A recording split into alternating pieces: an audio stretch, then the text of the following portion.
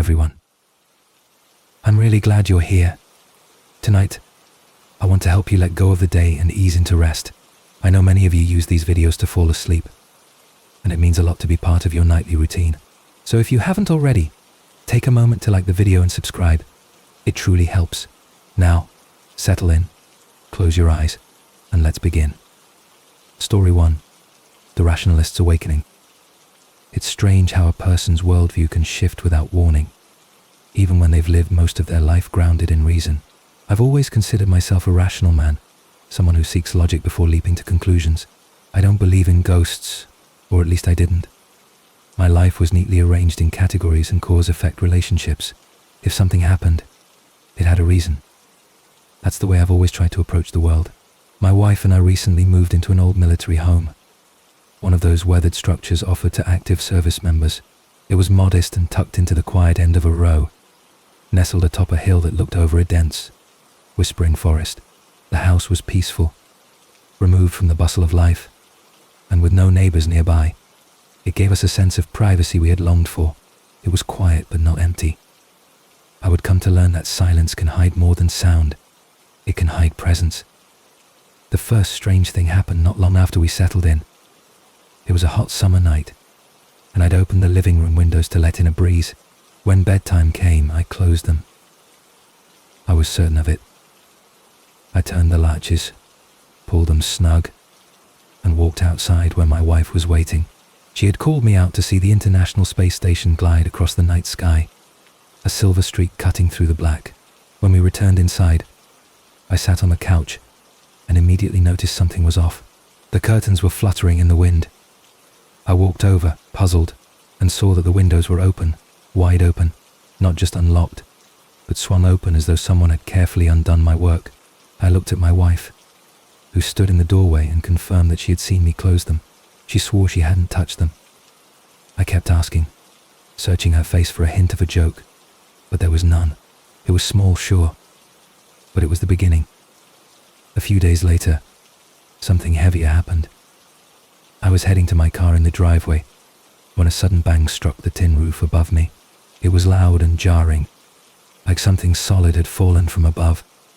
It bounced, rattled, and disappeared into the branches of the tree in our front yard, which bent and sagged as though something heavy had landed in it. I searched the ground, expecting to see a branch, a fallen limb, even a bird, but nothing. There were no overhead branches above the roof to drop anything. The object had come out of nowhere and vanished just as quickly. I mentioned it to my wife, trying to laugh it off, but it lingered in the back of my mind. That night, as I lay in bed, I couldn't stop thinking about the tree bending, the sound, and how utterly alone we were out there. No neighbors, no foot traffic, no kids playing pranks, just forest and quiet, and something that was beginning to make itself known. But what shook me to the core, the moment that unraveled the edge of my certainty, came one evening as I was winding down for the night. My wife had gone to bed a little earlier, and I was lying next to her in the dark, scrolling through my phone. That's when I heard it. A low, rhythmic sound. Breathing. At first I assumed it was her. I turned to glance at her face, which was serene and still. But the sound wasn't coming from her. It was coming from the far end of the bedroom. I froze. It was slow and deep, like someone inhaling deliberately, patiently, as if standing quietly and watching us from the corner. I couldn't move at first. It was like the air had thickened, pressing against my chest. I listened, paralyzed, and the longer I focused, the clearer it became. Someone or something was breathing at the foot of our bed. I reached over and gently shook my wife. She stirred, eyes fluttering open, until I whispered, "I think someone's in the house." That changed everything. She bolted upright, instantly alert, and within seconds she heard it too. Her hand gripped my arm. We didn't speak. We just sat there, staring into the shadows, straining to identify something we couldn't see. After a few moments that felt like hours, I jumped out of bed and turned on every light in the house. I checked every door, every window, every cupboard. Nothing was out of place. No signs of forced entry. Nothing to explain the sound. But it had been real. We both heard it. We both felt it. That night we barely slept. The corners of our bedroom seemed darker, heavier. I lay in bed with my heart racing, ears tuned to every creak, every settling groan of the house. It felt as if we had been seen, as if we had awakened something that now knew we were listening. The next few nights were quiet, but I no longer felt at ease. I kept the hallway light on, and each time I passed the corner where I first heard the breathing, I walked a little faster. My wife tried to rationalize it, saying maybe it was a sound from the forest or the house settling in some peculiar way, but she didn't believe it either. There was something unnatural about the quality of that sound, something too deliberate, too close. I began waking in the middle of the night, heart pounding, certain that I had heard footsteps or whispers, only to find the house still and unchanged. Sleep became difficult. Dreams were strange and fragmented. I saw figures in my periphery, always just disappearing when I turned. The silence, once comforting, now felt loaded with tension, like a room waiting to exhale. One night, I decided to stay up late and read in the living room. My wife had gone to bed early, and I thought maybe being out in the open would help me reset my nerves. As I sat there, immersed in my book, I noticed something odd. The ceiling fan began to turn, slowly. Even though the switch was off, the air was completely still, yet the blades moved, rotating slowly with no sound. I stood up, walked over, and checked the switch. It was off. I turned it on and then back off again, trying to test it, but it didn't stop moving. It just kept spinning, like something unseen had given it a nudge. I watched it for several minutes before finally turning off all the lights and going to bed, trying to tell myself that I was overtired, imagining things. But I wasn't imagining the way the shadows lingered longer than they should, or how the breeze from the open windows sometimes carried with it a faint, unfamiliar scent. The last incident, the one that pushed me to speak openly about all of this, was almost too subtle to explain. I woke up in the dead of night to the sound of our bedroom door creaking open. It was slow, as if someone were easing it open carefully, deliberately. My wife slept through it. I sat up and waited, breath held, but nothing happened. I got up, turned on the hall light, and checked every room again. No one. Everything exactly where it should be. But when I returned to our bedroom, I noticed something chilling. The door, which I had left slightly ajar when I left, was now completely closed. Not blown shut, not swung. It had clicked softly back into its frame. I stood there, staring at it, and the first time, I felt like we weren't alone. Not metaphorically, not philosophically. Something had closed that door, and it wasn't the wind. Since then, I've tried to document things, to take notes, record audio, check door latches obsessively before bed. My wife and I have discussed moving, but something about leaving without answers doesn't sit right with me. I've stopped trying to explain it all away. Maybe I still don't believe in ghosts in the traditional sense. Maybe what we're dealing with is something different, something our language hasn't caught up to yet. An echo, a presence, a shift in the thin fabric between what is and what was. All I know is that the house no longer feels like just ours. Something else moves with us, watches, listens. I don't feel fear as much as I feel curiosity now, tinged with unease. And every night, when the house goes still and the lights go out, I wait for the sound. I wait for the breath. And it always returns. Story 2. The door that turned itself. It began as an ordinary day. A soft grey sky draped over the streets. The kind of morning that lulls you into believing everything is just as it should be. I had gone for a walk. A small act of normalcy. Nothing remarkable. Just a quiet stroll to stretch my legs and enjoy the hush of the world. When I returned home, the sun had dipped low enough to cast the house in that dusky blue light that always makes shadows feel longer than they should be. I walked up to my front door, the key already poised between my fingers, when a thought struck me. I hate static shocks. Ever since I was a child, I've been wary of metal doorknobs in dry weather. So I reached out and gently tapped the knob with the tip of my finger, more out of habit than necessity. But what happened next? That's when it all began to change. The moment my finger made contact with the knob, it turned. Not just a jiggle or twitch, but a full, deliberate turn. as though someone inside the house was preparing to open it. I froze. My brain raced to make sense of it. Maybe I had applied more pressure than I thought. Maybe the mechanism was loose. But none of that added up. That knob had always been firm, and this time it had clearly moved under its own force. Expecting to find someone on the other side. Maybe a roommate playing a joke, or a friend dropping by unannounced. I opened the door. No one. Nothing. The hallway was empty. Still. Silent in the way only a house that is entirely alone can be. I stepped inside slowly. Every sound amplified. The creak of the floor beneath my feet. The low hum of the refrigerator. The tick of the wall clock. The air felt heavy. Not cold exactly, but dense, like walking into a room that had been holding its breath. I checked every room in the house, one by one. No open windows, no displaced furniture. Everything was exactly where it had been when I left. Still, that image of the knob turning on its own lingered in my mind, repeating like a slow loop. I tried to brush it off. Maybe it was just my nerves. Maybe I'd imagined more than what would have happened.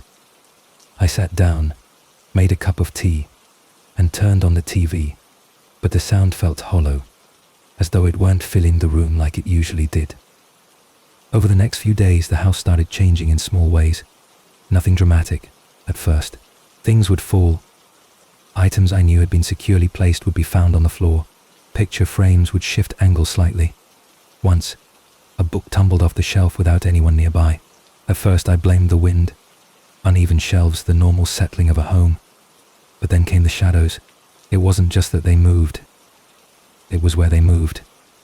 I'd catch them out of the corner of my eye, darting from one end of a room to the other, always too fast to follow, always vanishing when I turned to face them directly. It didn't feel like a trick of the light. It felt like I wasn't alone. Friends started to comment on the house, even unprompted. One visitor noted that the 2 downstairs rooms felt off. Another, someone who'd never been superstitious in the slightest, admitted the place gave her chills. Still, I said nothing. I didn't want to give it life by speaking it aloud. But one incident changed everything. I was watching a movie one night, alone, just trying to relax. The screen had paused itself earlier when I went to the kitchen to make a snack. I chalked it up to a glitch and pressed play again. But just as I stepped through the threshold of the living room with a bowl of popcorn, the movie unpaused itself. Right at the moment I re-entered the room. I stood there, popcorn in hand, and watched as the scene continued. No remote in hand, no motion sensors, no timers, just perfectly timed resumption. I didn't finish the movie. Despite all this, I never felt overtly threatened. Unsettled, yes. Watched, absolutely, but not harmed. There was no violence in what I experienced, only a kind of quiet awareness, as if the house had become sentient.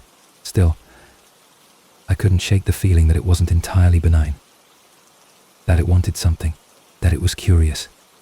Late one night, I sat alone in bed, the glow of my reading lamp spilling across the blankets. I heard it again, the doorknob. A gentle click. Not a full turn this time, just a tease. I held my breath. Waited. The door remained closed, but the silence on the other side felt charged, like someone was waiting for me to open it. I didn't. It's been months now, and the activity has waned, but the house still doesn't feel the same. It's like it learned me. Learned my patterns, my reactions, my fears.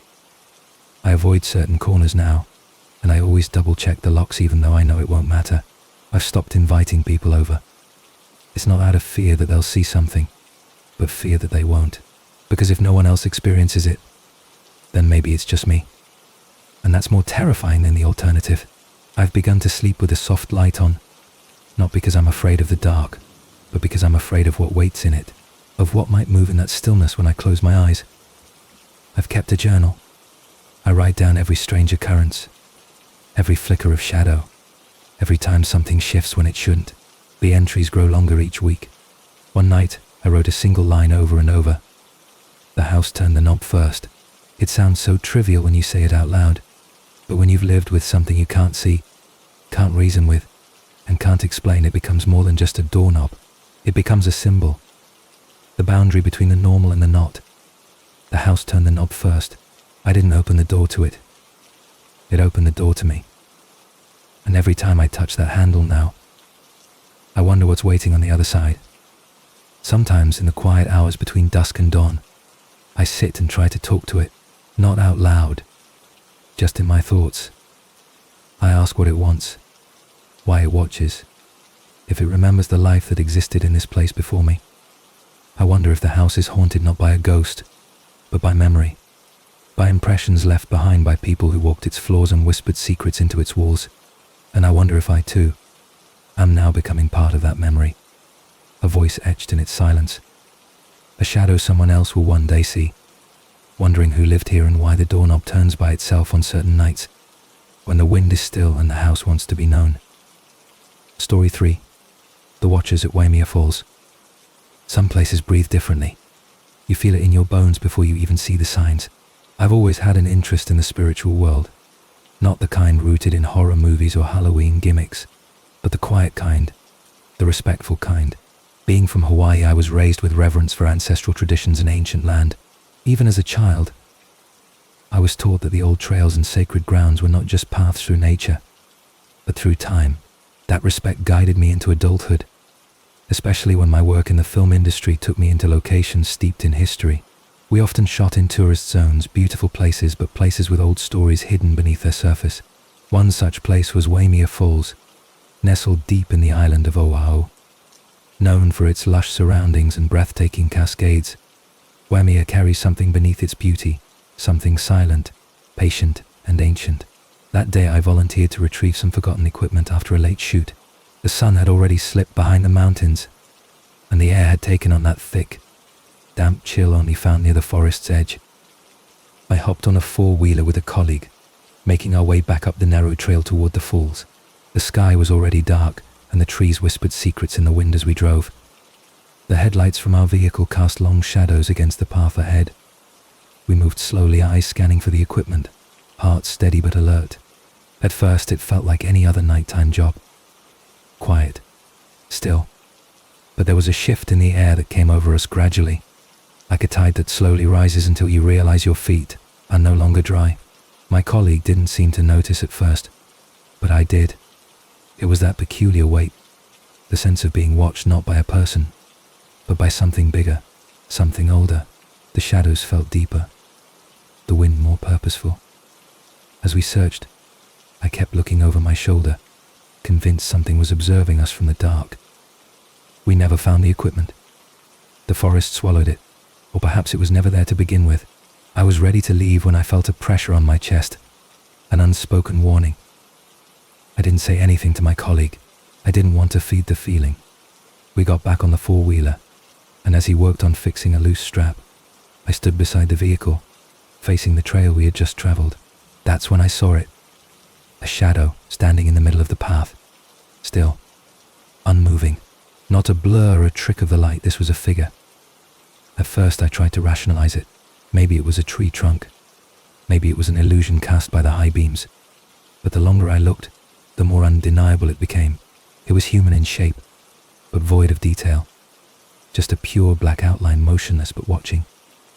I blinked, turned my head, hoping it would vanish like a mirage. But when I turned back, it had moved. Closer. Now only 10 feet away, still bathed in the glow of our headlights. My colleague hadn't noticed it.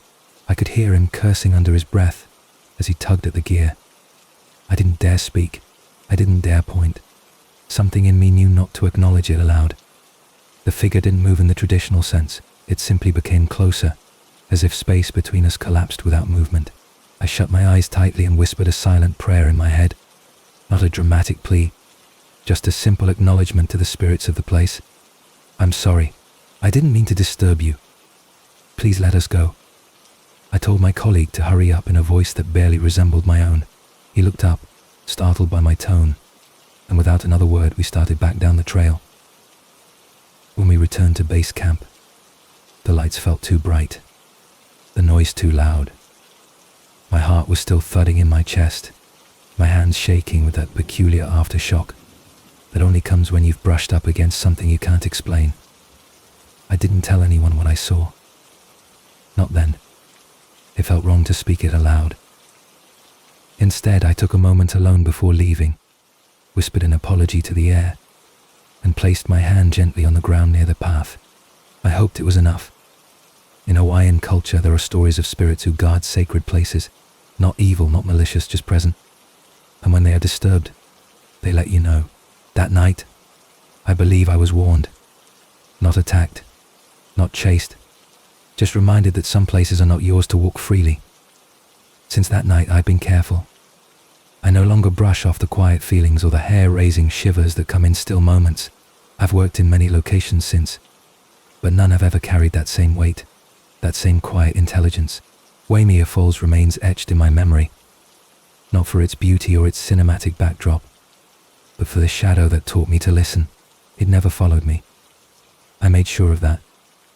I left it where it stood, and I hope it remains at peace, knowing I meant no harm.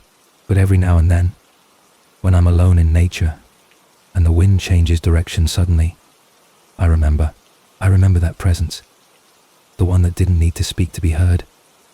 People often ask me if I believe in ghosts. I never know how to answer that. What I believe in is presence, in energies that linger, in echoes of those who came before us and still walk in places we've only begun to understand.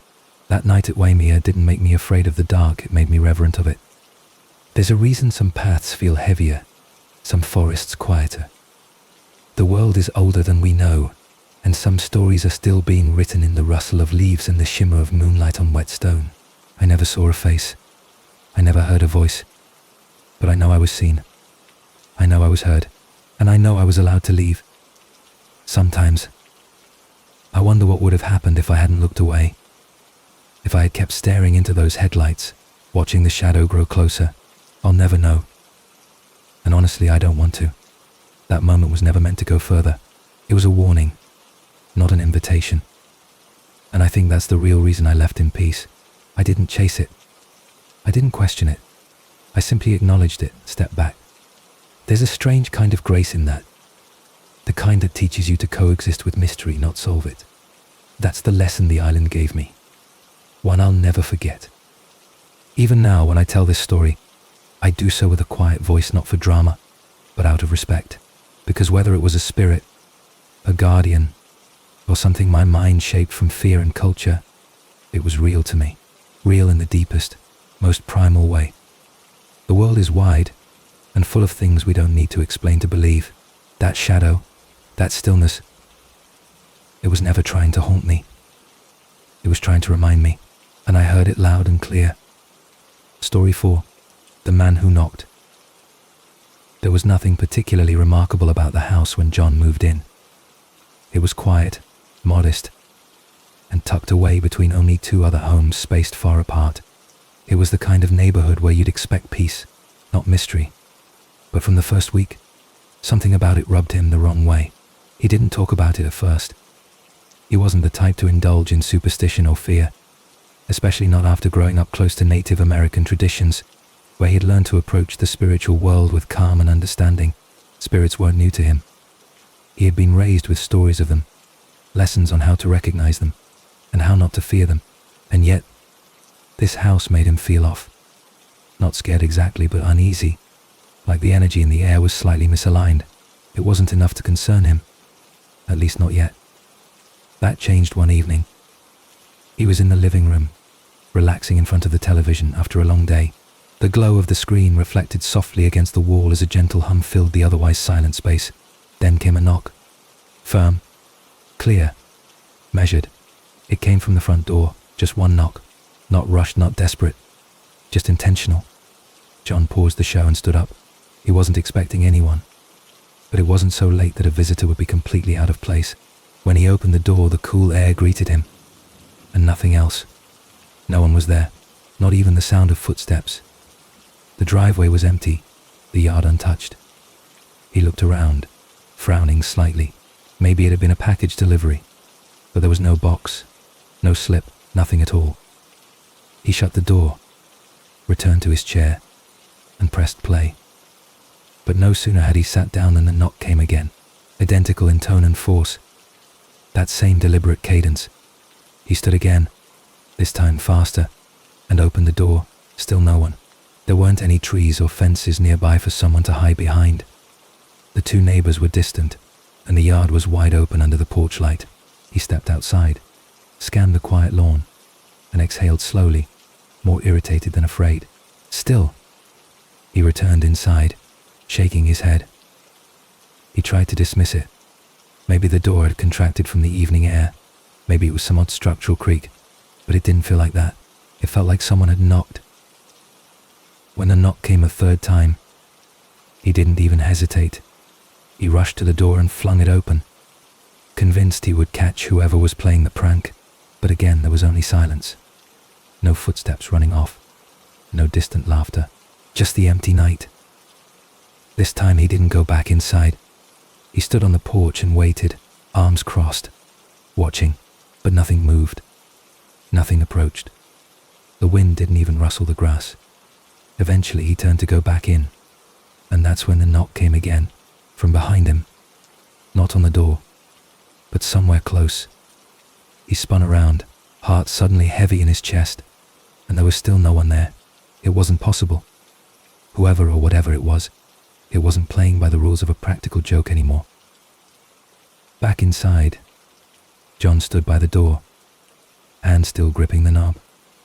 He hadn't even let go when it knocked again, this time faster, more insistent, more deliberate. He opened the door in one swift motion, but he was met with nothing once again. Now, he was angry. "If you don't stop this right now, I'm going to find you," he said loudly, stepping outside once more. His voice echoed slightly in the emptiness. Still there was no reply, no movement. The air remained still and cold. He stayed outside for a minute longer, breathing slowly, eyes scanning every inch of the yard, the driveway, the distant tree line. It was so quiet, too quiet, but he saw nothing. He heard nothing. He finally turned back and entered the house, locking the door behind him with a slow, deliberate twist. That was the last knock. After that night, nothing else happened. No shadows, no creaks, no sense of being watched. Whatever it was, whoever it was, had made its point and moved on. John never experienced anything like it again in that house, but the memory stayed with him. He didn't share the story for a long time. It wasn't fear that kept him silent, it was confusion. It didn't fit into any category he understood. The knocks had been real. The air had changed, but there had never been any presence to chase, no answers to collect, only the silence that followed. He came to believe it wasn't a warning or a prank, but a test. A spirit reaching out, measuring him, deciding something before choosing to let go. Over the years he replayed that night in his mind countless times. He had been so certain that someone would be waiting on the other side of the door. The firmness of the knock had been too human, too familiar, and yet no footsteps, no signs, just the act itself, repeated and deliberate, like a code waiting to be cracked. Some part of him wondered if it was a former resident, or perhaps something older, tied to the land more than the house. But deep down, he knew it didn't matter who it was. What mattered was the recognition, that moment when the unseen world brushed against the tangible one and left its fingerprint on a quiet, empty door. The experience didn't make John afraid of the paranormal. If anything, it made him more respectful. It reminded him of the lessons he'd learned as a boy, the stories whispered over firelight about listening more than speaking, feeling more than reacting. He didn't try to investigate further. He didn't search for an explanation. He simply acknowledged it, thanked it for its restraint, and lived quietly from that point forward. He never heard the knock again, and he never sought it. But every now and then, when the house settled late at night and in just the right way, he would pause and listen, not in fear, but in remembrance. Some stories are loud, full of spectacle and terror. Others are quiet, subtle in their disturbance. This one was the latter. It didn't shake walls or flicker lights. It didn't leave bruises or broken glass. It left a question. A space just large enough to wonder what walks unseen among us, knocking not for entrance, but for acknowledgement. And John, with all his calm and his cultural reverence, offered that acknowledgement with a steady breath and an open door. That's all it asked for, and that was enough. Story 5. The Dream Catcher and the Child's Handprints. Sasha had never been one to believe in curses or haunted objects. She considered herself grounded, logical, even. So when a recent breakup left her needing to relocate quickly, she didn't hesitate. When a friend connected her with a landlord who had just listed a double-wide trailer for rent, she didn't even tour the place first. She just signed the paperwork, took the keys, and began moving her boxes into the open, quiet home on the edge of a rural property. At first glance, it was exactly what she needed: space, privacy, and a fresh start. The inside was spacious, with a large living area and an open kitchen that flowed into a small dining space. The walls were outdated and the decor minimal, but that didn't matter. What caught her attention, what gave her pause, was something hanging on the wall in the master bedroom. It was a dream catcher, but not the kind you'd find in a gift shop. It looked homemade, crude even. Yarn wrapped tightly around a brittle hoop that seemed one breath away from snapping. The yarn was coated in dust and cobwebs, and dangling from the bottom, tangled in a mess of knots, was a shriveled, leathery chicken foot. Sasha wrinkled her nose in disgust. She pulled it off the wall without ceremony and tossed it straight into the outside garbage bin. She didn't think much of it at the time. In fact, she forgot about it almost immediately. She wasn't staying there full-time yet, commuting between her parents' house and the trailer while working during the day. But after 3 days of shuttling back and forth, she was finally ready to sleep there overnight. She packed up her dog, a few essentials, and made her way to what she hoped would become her new sanctuary. That night she stayed up late unpacking. Her dog followed her from room to room, tail wagging, ears perked. The trailer was quiet, too quiet, and the silence stretched long between the sounds of boxes being opened and the occasional thump of a drawer closing. It wasn't until she checked the clock and saw it was nearly 2:30 a.m. that she finally allowed herself to settle. She turned off the lights, crawled into bed with her dog, and queued up a YouTube video to lull her to sleep. The screen cast a faint glow across the bedroom, the only source of light in an otherwise pitch-black home. Then, as the video played and her eyelids began to droop, she noticed something odd. Her dog was sitting stiffly, ears up, staring toward the open doorway of the bedroom. His body was tense. Not playful, not curious, just alert. Sasha followed his gaze but saw nothing, only the hallway swallowed in shadow. She tried to dismiss it, but then she heard it. Footsteps, small, light, evenly spaced, padding softly across the living room floor. Her chest tightened. She lived alone. All the doors were locked, the windows sealed. No one could have gotten inside without her hearing it. She listened intently, her breath caught in her throat. The footsteps stopped. Silence. Then, a sudden rush of hurried steps came racing down the hall toward her bedroom. Her dog barked once, sharp and defensive, then pressed himself close to her side, growling low. She sat up in bed, heart thudding wildly, eyes wide. The steps stopped right at the threshold of the door. She expected someone to appear, to speak, to move, but instead she heard it. A child's laughter, a soft giggle, innocent but out of place. A child's laugh where no child should be. She bolted from the bed, slammed the door shut, and dragged the dresser across the entrance, creating a barricade. The rest of the night passed in tense silence.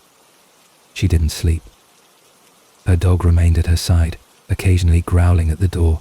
When the morning light finally began to seep through the blinds, she found the courage to move the dresser. She stepped cautiously out into the hallway and made her way to the living room. Nothing was out of place, but when she looked at the windows, she froze. Tiny handprints, dozens of them, smudged across the glass, low to the ground, like a child had been pressing their palms against it from the inside. She hadn't imagined it. Something had been in the trailer that night. Something small, something laughing. She called a friend who knew a woman that did house cleanses, sage, prayers, the works. That same day they came over, moved through the rooms slowly, speaking softly in a language Sasha didn't understand. The smoke curled through the air, into the corners, across the ceilings, as if searching for something. When the cleanse was done, the woman placed a hand on Sasha's arm and told her, in a quiet voice, "It's gone now," but it was angry. Something was keeping it trapped. Sasha didn't need to be told what that something was. Her mind immediately returned to the dream catcher she had thrown away, the broken hoop, the tangled yarn, the chicken foot. At the time, she had dismissed it as creepy junk. Now, she wondered if it had been a ward, not to protect her from spirits, but to protect the world from the spirit already trapped within. From that night on, the house remained calm. No more footsteps, no more laughter. Her dog relaxed. She began to sleep soundly, but sometimes when she closed her eyes, she could still hear the giggle echoing in the back of her mind.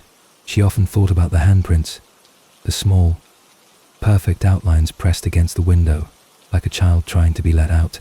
She'd scrubbed them clean, but part of her felt like they were still there, hidden just beneath the surface, not dirt but memory. An imprint of what once was.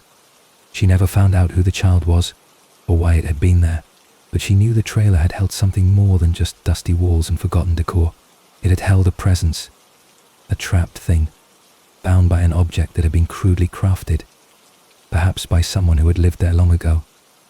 The strange part was, the landlord never mentioned anything. When she asked casually if anyone had lived in the trailer recently, he simply shrugged and said it had sat empty for a while. No complaints from the last tenants, just a sudden departure. No forwarding address. That, more than anything, unsettled her. It was the kind of absence that carried a quiet warning. She no longer walked past the trash bin where she had thrown the dream catcher. The very memory of it made her uneasy. The knots, the cobwebs, the foot. It had been placed with purpose. It was ugly, but it was deliberate. Whatever it had held back was gone now, hopefully for good. But Sasha understood something now that she hadn't before. Some things are kept hidden for a reason. Some objects are guardians in disguise, misunderstood and discarded until it's too late. She never decorated that wall, left it bare, as if in silent respect to what had once hung there. The space served as a reminder, a pause in the flow of the room, like a breath held too long. When friends came over, they always asked about the blank space, why she hadn't hung art there. She would just smile softly and say she hadn't found the right piece yet. But in her mind, she saw it clearly. The broken hoop, the tangled yarn, the knotted strings, and that grotesque chicken foot swaying lightly in the draft of an unseen presence. It wasn't something she wanted to hang again, but it was something she would never forget. Story 6. The scratching in the corner. We met at a funeral. It's strange to begin a love story that way, but that's how it started. I was 26, adrift and quietly skeptical of anything that didn't exist within the firm boundaries of logic and sight. She was radiant in her calm sadness, and we fell into each other's lives almost effortlessly. In time, I moved in with her, into the house she'd been living in for over a decade. A quiet home, nestled in a modest part of town. From the beginning, she warned me that the house had history. Not the kind in newspaper articles or old records, but the kind that lingers in the bones of a building, the kind that whispers through the walls when the wind outside is still. Her friends had experienced strange things over the years. Each had a story. Most involved the same room, the same corner, the same woman. At first, I chalked it up to suggestion, shared illusions. People are good at seeing patterns, at projecting meaning onto coincidence, but she was sincere. She told me about the friend who once saw the silhouette of a woman drift through the room before dissolving into darkness. The same room where every visiting child seemed to ask the same innocent question. Who is that lady in the corner? They point with wide eyes to that exact spot. Always the corner. And their parents would laugh it off. Until the next child did the same thing. I listened, nodded, kissed her forehead, and said I wasn't worried. But deep down I wondered if I should be. Still, love makes skeptics brave, and so I moved in, and we placed our bed in that very corner. The first night passed without incident. We stayed up late talking, her hand wrapped in mine, and I fell asleep to the rhythm of her breath and the warmth of her body beside me. But on the second night, something shifted. I stayed up later than her, tapping away at my laptop, trying to work on my writing. Around 1 a.m. I heard it. A soft, almost imperceptible scratching sound. I stopped typing and listened. It was faint, like a fingernail brushing against wood. I turned my head slowly toward the corner. Our corner. The sound stopped. I stared into the blackness, waiting. Nothing. No movement. No sound. I laughed quietly at myself and went back to writing, but the feeling of tightness in the room stayed with me. It felt as if the walls had inched closer while I wasn't watching. Eventually, I closed the laptop and crawled into bed, She stirred slightly but didn't wake. I wrapped my arm around her and let my mind sink towards sleep. That's when I heard her whisper, "What are you doing?" I opened my eyes, confused. "What do you mean?" I asked groggily. She turned to face me, wide awake now. "You were standing at the wall," she said, "just staring at it. I asked what you were doing, and you didn't answer." My blood ran cold. "I wasn't standing at the wall," I told her. "I've been in bed the whole time." Her eyes searched mine for some kind of joke, but I wasn't laughing. I wasn't lying. We turned on the lights and sat in silence, neither of us sure what to say. Eventually we fell asleep again, wrapped in each other's arms, both pretending we felt safe. The next night it got worse. I woke up to find myself standing in the kitchen, alone, in the dark. My feet were bare, the tile cold against my skin. All the drawers in the kitchen were pulled out, resting on the counters like strange, open mouths. I didn't remember walking there. I didn't remember opening a single one. I quietly slid them all back into place and walked back to the bedroom, heart pounding. I didn't tell her. I didn't want her to worry. But by the following evening, she noticed the change in me, the quiet tension, the faraway look in my eyes. "Let's move the bed," I said softly without explanation. She nodded. "Tomorrow," she replied. "One more night." That last night, I dreamed I was floating above the bed, staring at the ceiling. But when I woke, I wasn't floating, I was standing on the mattress, facing the wall. She was awake, trembling, her voice shaky. "Please," she whispered, "come back to bed." I turned slowly to look at her. The horror in her face was something I'll never forget. I stepped down, climbed beneath the blankets, and felt her arms wrapped tightly around me. Her hand moved to my hair, gently stroking it, as if soothing a frightened child. "It's okay," she whispered, "go back to sleep." But I didn't sleep. Neither of us did. The next day, we moved the bed. We never put anything in that corner again. It's been 6 years. Nothing has happened since.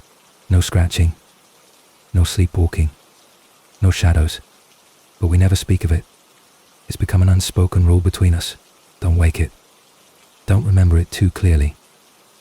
The sketch drawn by the psychic still sits in a drawer, an image of a faceless woman with wild hair and empty eyes. We don't look at it anymore. We don't need to. The memory is enough. I've often wondered what would have happened if we hadn't moved the bed, if we had stayed just one more night. But I don't want to know.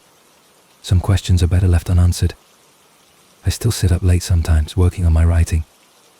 I listen for sounds, but the house remains quiet. And yet, I feel something just outside the edge of awareness, like a breath held for too long. Maybe that corner remembers me. Maybe it's waiting. But we've kept our distance. We've given it space. And for now, that seems to be enough. I no longer call myself a skeptic, but I don't call myself a believer either. I am something in between. Someone who has seen just enough to know that not all things can be reasoned with. Some must simply be respected.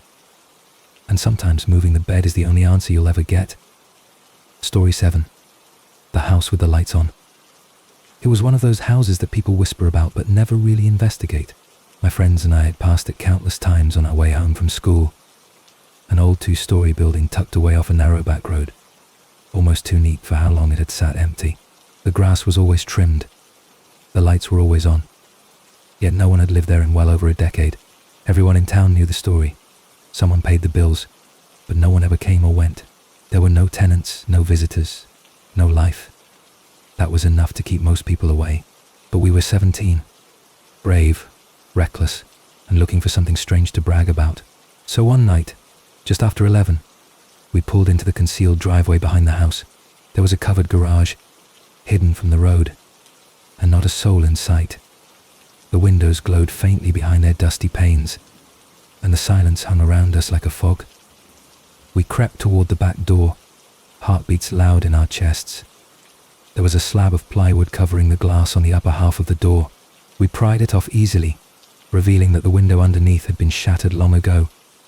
A clear invitation. We helped each other climb through the jagged gap and landed one by one in the kitchen. It was strangely clean.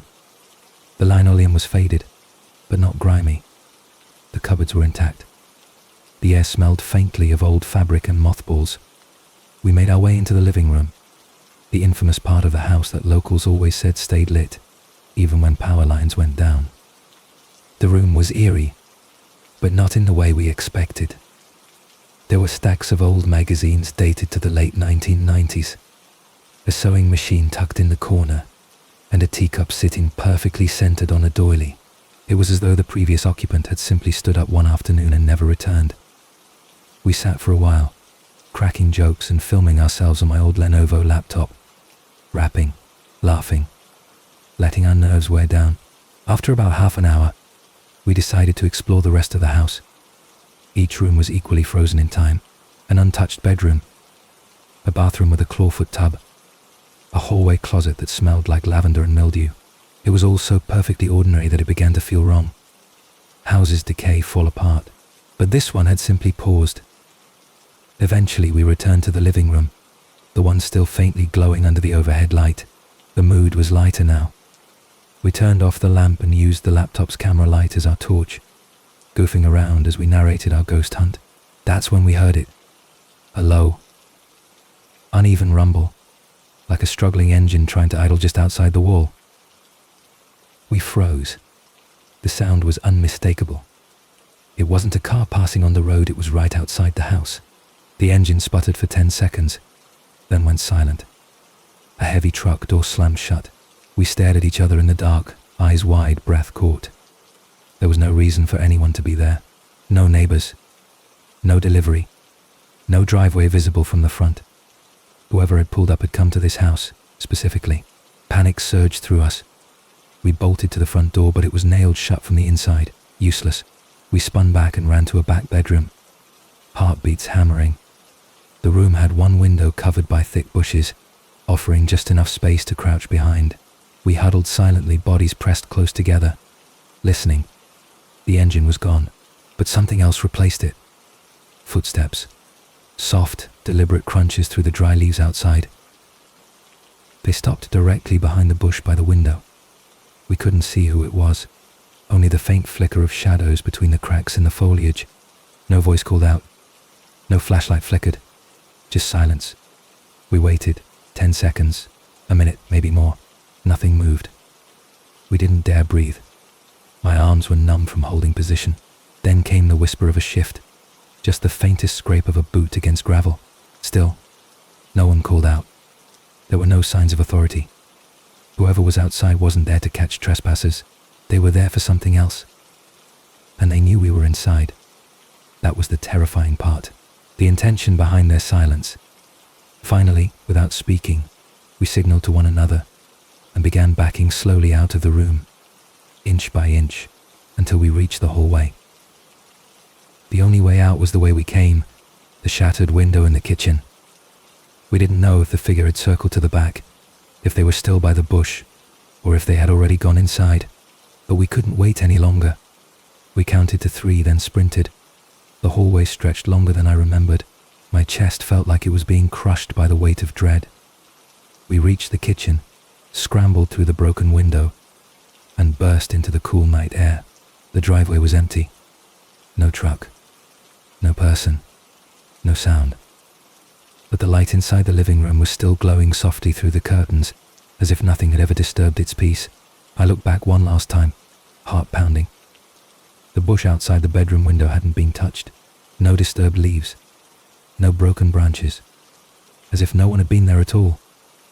We drove away in stunned silence. No one spoke. No one dared look back. When we finally got home, we didn't even finish watching the footage we had filmed. We just deleted it. None of us wanted a record. And none of us ever returned. To this day, I can't explain what happened. The engine, the footsteps, the silence, it was all too real. And yet there was no proof, no evidence. Just the feeling that we had come far too close to something that didn't want to be seen. It wasn't a ghost story, not in the traditional sense. There were no flickering lights, no cold spots, no whispers in the dark. But whatever was there that night, whatever watched us from the shadows, wasn't human in the way we understand humans to be. The house is still there. I've passed it a few times since, and it hasn't changed. The lights are still on. The lawn's still mowed, and there's never a car in the driveway. I try not to look too long. Something about the windows feels like they're looking back. I don't know if anyone else has gone inside since. I don't want to know.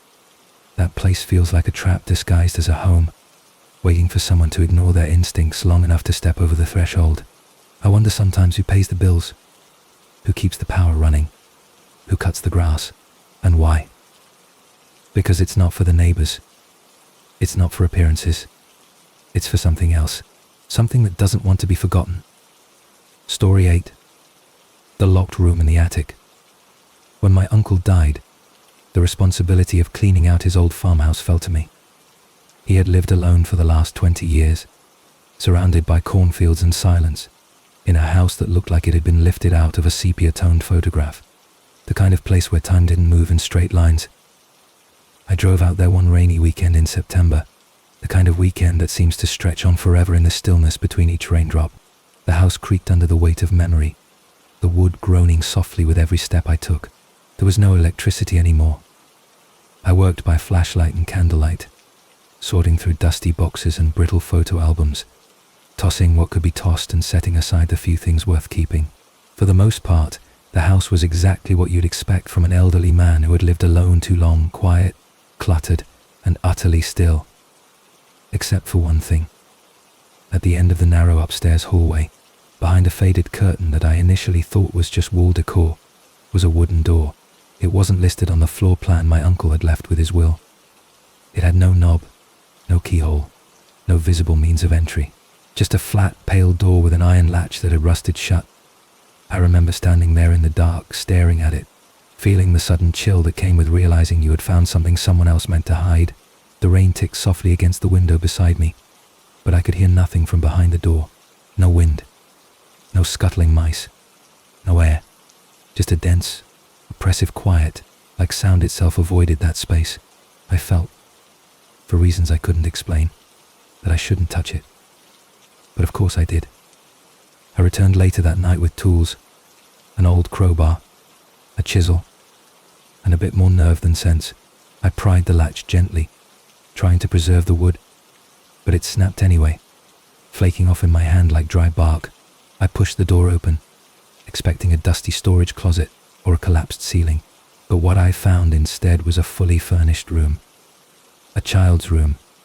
The wallpaper was peeling in long strips, but beneath it, you could still see faint drawings of balloons and stars.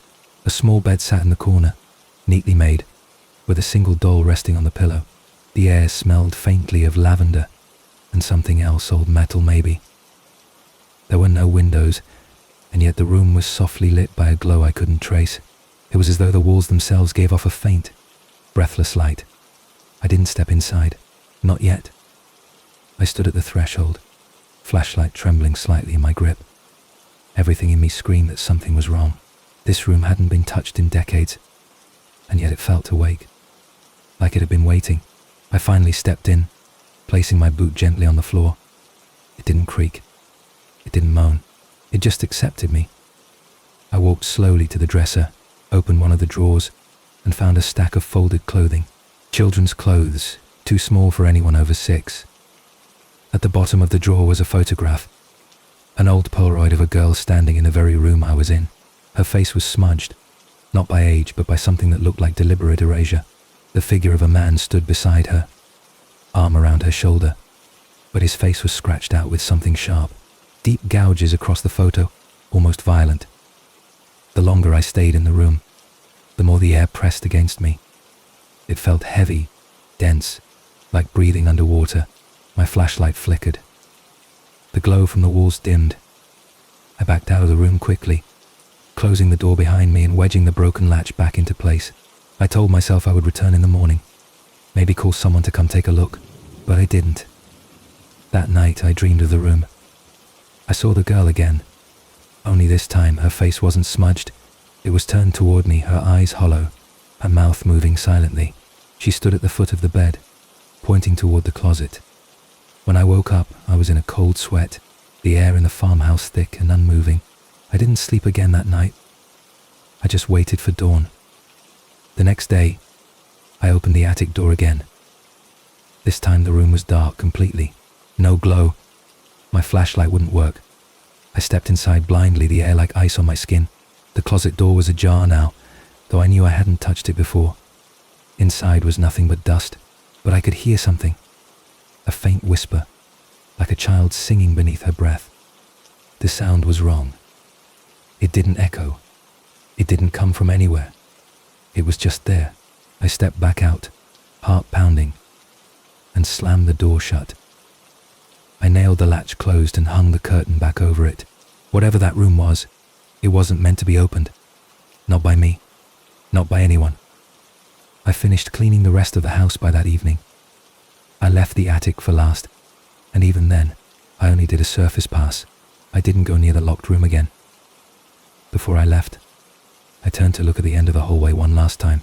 The curtain swayed gently, though there was no breeze. I didn't mention the room to the real estate agent. I didn't put it in the final report. It felt like something that would stay buried if it was left alone, a piece of history sealed behind wood and time and silence.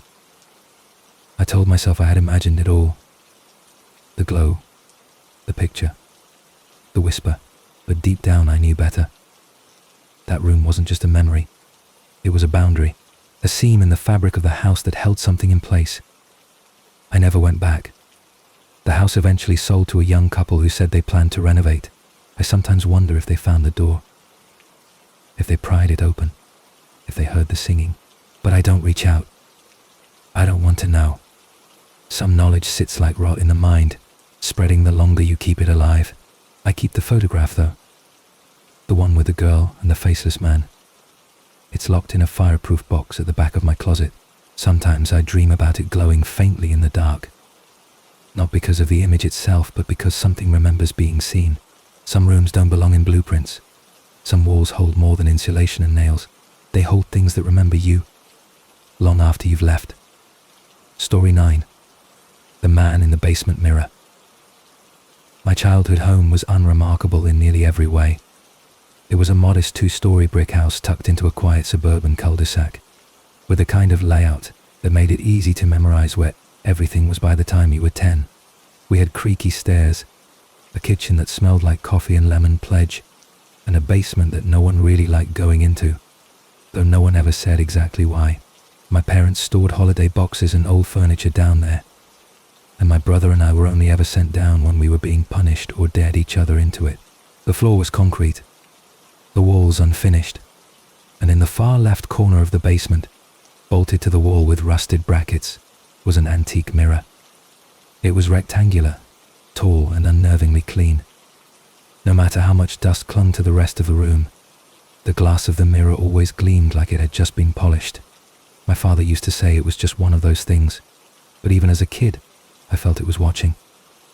The first time I saw something move inside the mirror that didn't belong to me was during a power outage. I must have been around 11. My mum lit candles in the living room, and we all huddled there for warmth. I had forgotten to grab a blanket from the dryer downstairs, and being the youngest, I lost the vote and had to go get it. I descended into that pitch-black basement with nothing but a tiny flashlight, each creak of the stairs echoing too loudly in my ears. As I reached the floor and turned toward the laundry area, I passed by the mirror. I didn't mean to look into it. Honestly, I avoided that thing whenever I could, but I caught it in my peripheral vision. There was someone standing behind me.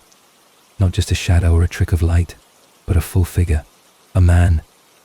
He was tall, motionless, with long arms and what looked like a coat hanging from his shoulders. I turned around instantly, heart slamming against my ribs, but there was no one there, just shelves and silence.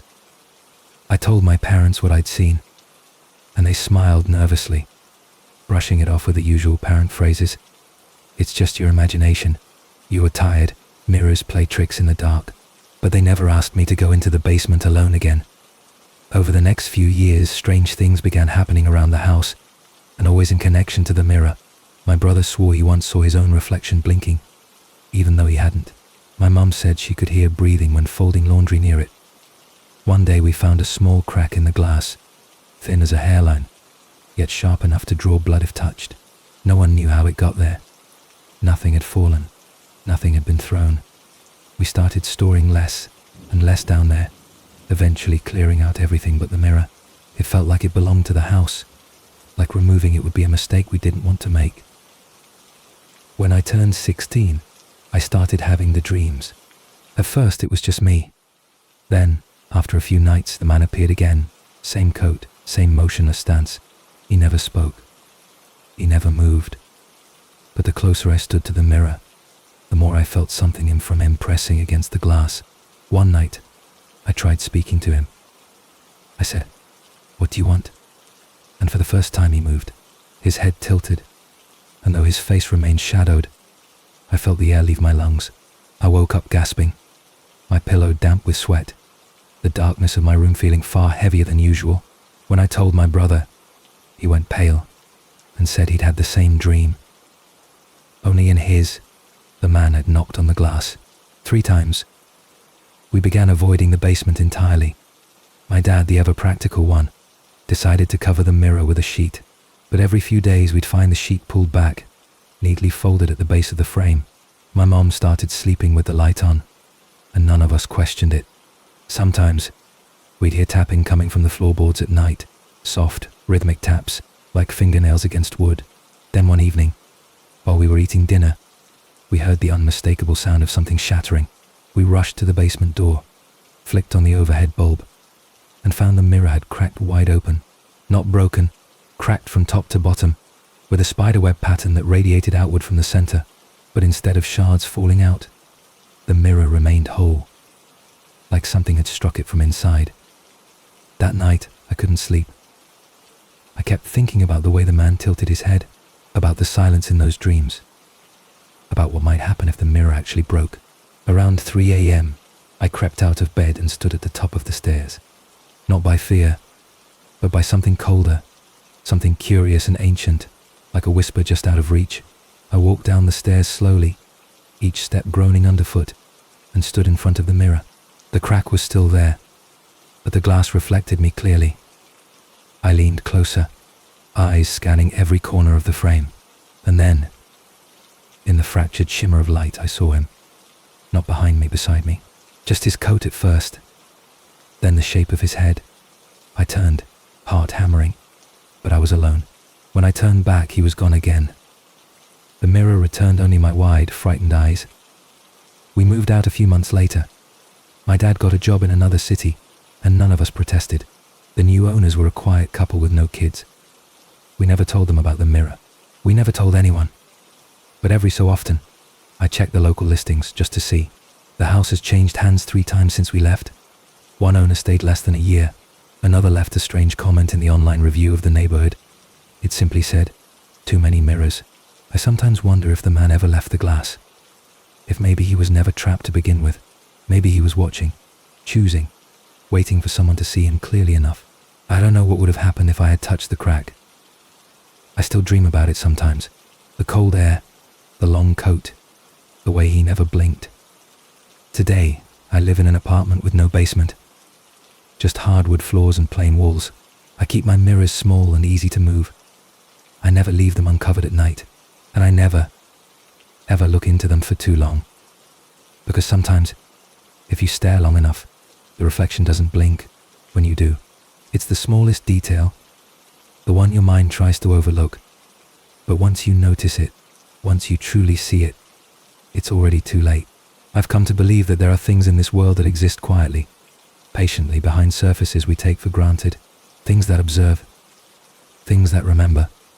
And sometimes, when the conditions are just right, they let us see them back, just for a moment, just long enough to know we've been noticed.